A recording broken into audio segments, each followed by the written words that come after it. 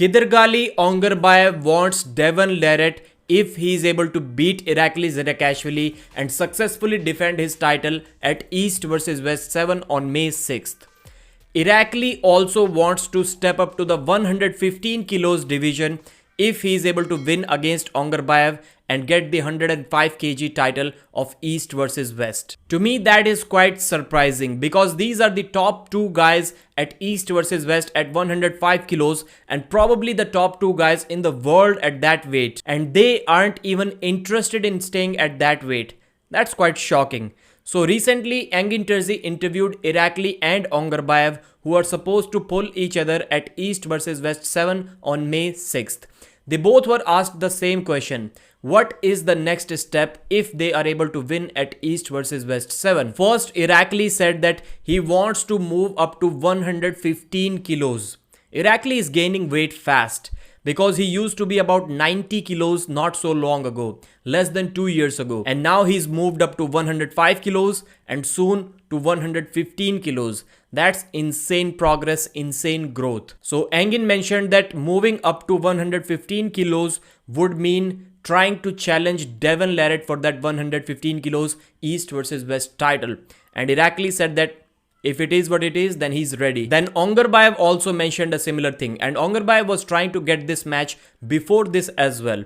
I don't think any of these two have much chances against Devin, to be honest. Let's first talk about Irakli. He's about 3 years younger than Ongarbayev and he's moving up in weight and good endurance. I would say not as good as Ongarbayev or Devin, but he would have a really difficult time against Devin. Maybe his recently developed flop press can do something against Devin, but that would be highly unrealistic expectation from the fans from Irakli, at least for now. And talking about Ongarbayev, he seems to me a natural athlete and he will be a huge underdog against Devin at 115 kilos. His chances would have been better at 105 kilos, but at 115 kilos, I don't think even Ongarbayev has any chance. Yes, he has great endurance, great table IQ. Probably both of them are almost as good as Devin, but the horsepower difference will be there. And you cannot outclass Devin in terms of table IQ and in terms of endurance. And if you're not even better than him in strength, then it's going to be a long day for you. But if Ongarbayev decides to get on the pancakes, to get on Devin's stack of pancakes, then it could be interesting and Ongarbayev can get really big. Earlier in the video, I said that is surprising to me because I assume, and that's a fan's perspective, they have their own right where they want to compete, but I'm just telling you something from a fan's perspective. I don't think either of them has proved enough to warrant a jump in weight cap. Yes, they can do it, but I don't think they should. Because let's be honest, Irakli, he lost to Todd Hutchings. Maybe he can beat him now, but he has to prove it in my opinion. And he got pinned twice by John Brzezinski. So I believe that there is still a lot of room available for improvement in that 105 kg division. Let's talk about Ongarbayev. Yes, he is the champion. Yes, he is undefeated. But he got pinned by Michael Todd once. He got pinned by John Brzezinski. And he hasn't faced Todzilla Todd Hutchings yet, who can be a stylistically difficult match for him. So it isn't like he's completely untouchable or invincible at that weight. So I would love to see him dominate that weight category for at least one more year, maybe even more.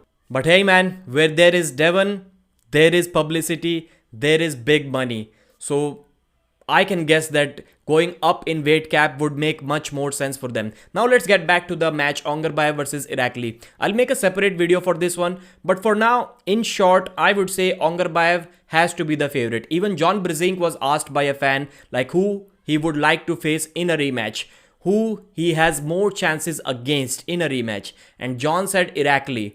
I know John facing Irakli and John facing Ongarbayev and Irakli and Ongarbayev facing each other, these are two different things, but maybe not so much because let's be honest, all of them are top rollers. I would say John has most side pressure, Irakli has most back pressure, more than both of these two, and Ongarbayev may not have anything in excess except for the endurance and table IQ. But if we combine all of the package, all of the points combined, Ongarbayev has to be the best out of these three. But if we look at the styles, all of them want to take your wrist. All of them want to arm wrestle fast off the go, and they want to arm wrestle on the offensive side. None of them are defensive arm wrestlers. So I think they're almost similar stylistically speaking. Ongarbayev took John's wrist, John took Irakli's wrist.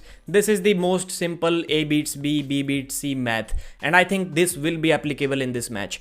Thanks for watching, like the video, subscribe if you can, and I'll see you again.